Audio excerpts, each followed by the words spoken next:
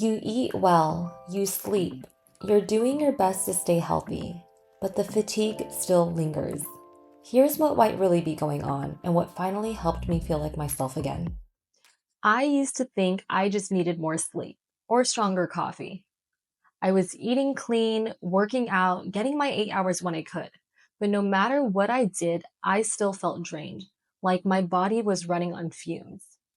It wasn't until I started slowing down and turning inwards that I realized my body needed something deeper.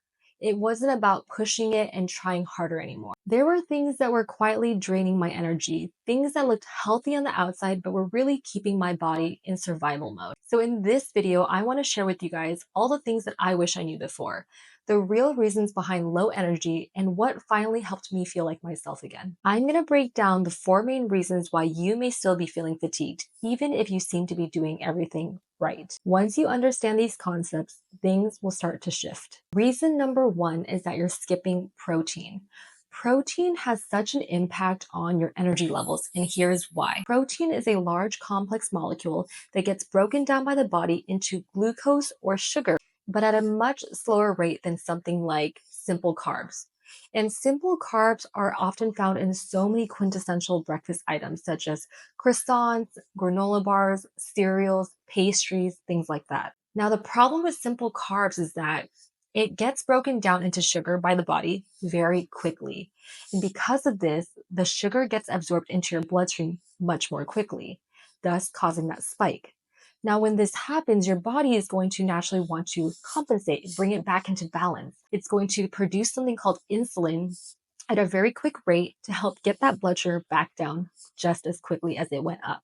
Now, this is where we end up feeling that crash, that sluggish, tired feeling. And because of that, we often will then be tempted to grab for the sugary granola bar, Skittles, M&Ms, whatever is nearby, just to get that blood sugar back up, just so that we can have that energy back to where it was. So in order to prevent this, we need to prioritize increasing the amount of protein in our diets, especially during breakfast time when that's kind of setting the tone for your whole day.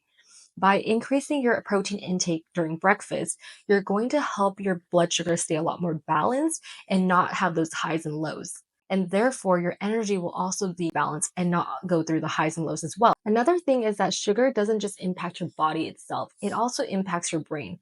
So, by increasing your protein intake, decreasing your simple carbohydrates intake during breakfast, you're going to be setting yourself up for sustained energy and a lot sharper of a focus. Reason number two that you may still be feeling fatigued is that you're not getting enough sunlight. Did you know that sunlight stimulates your skin to produce vitamin D?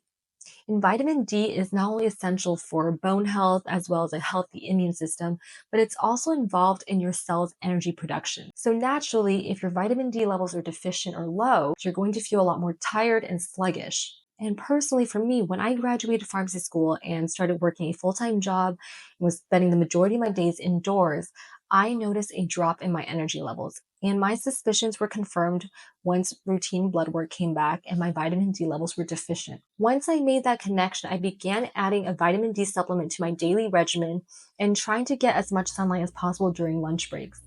These little tweaks made such a huge difference in my energy levels. So if you're spending a lot of time indoors, consider getting your vitamin D levels checked. The next time you go in for some routine blood work, make sure to ask your doctor though to actually test for it because it's not always routinely done. And see if a vitamin D supplement or just a little bit more sunshine is just what you need. Reason number three for your fatigue is that you're having caffeine on an empty stomach first thing in the morning. I used to reach for caffeine the moment I woke up, often before I'd had any protein or complex carbs. This just put my body in a state of stress by triggering the production of cortisol, which is the body's stress hormone.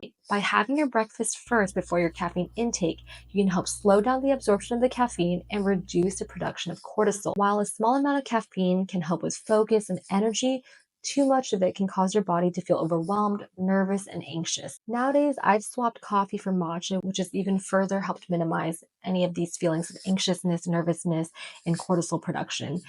Matcha has a lot less caffeine than coffee does to begin with, but it also gets absorbed in the body at a much slower rate.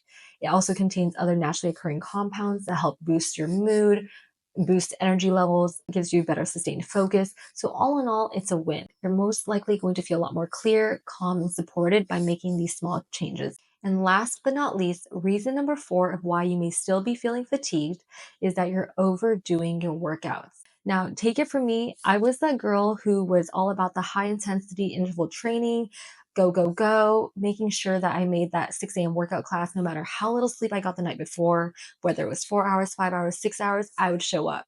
Now, that only put my body in a state of stress and triggered the production of cortisol, kind of like what we talked about with reason number 3, the caffeine on an empty stomach. For a woman who experiences monthly menstrual cycles, you may notice fluctuations in your energy levels week to week. This isn't random. This is actually a signal from your body of which phase of the cycle you're in. And it's important for us to actually tune in and listen to our bodies and align our workouts with how we're feeling that day. Now, my mainstay workout of choice is hot yoga. I'll still do some HIIT workouts occasionally if my body's feeling up for it, if it's craving that more high intensity workout. But for the most part, it's hot yoga for me now. And even within hot yoga, I'll choose certain classes that align with the phases that I'm in. For example, during the week before my period and during the week of, I'll choose classes that are more gentle and flow.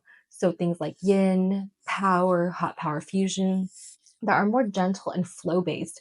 And then the weeks after my periods during the follicular phase, ovulation phase, when I have more of a naturally increased energy levels, I'll choose things like yoga bar, yoga sculpt, because that's what my body's craving in that week. And so I encourage you women, especially, to start tuning in to how your body feels each and every day and choosing workouts that align with you in that moment and release any of the restrictive mentalities when it comes to your exercise. You're going to notice you're going to look forward to working out a lot more. You're going to want to keep up with your workout routines, and your body is going to show for it naturally because you're actually showing up to the classes consistently because you crave it. We're releasing all of those restrictive mentalities revolving around our workout routines and regimens, and we're stepping into an era of a lot more alignment. Here's the truth. Burnout doesn't always look like chaos. Sometimes it looks like a clean diet, a packed workout schedule, a full to-do list, and a body that's still running on empty.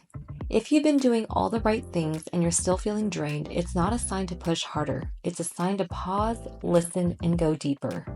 Whether it's starting your day with protein, stepping outside for a few minutes of sunlight, or swapping intensity for rest, these small intentional tweaks add up. It's time to start honoring your body in whatever season you're in, because you deserve energy that's rooted in ease, not effort. If you found this video helpful, feel free to give it a like and make sure to subscribe for more content like this.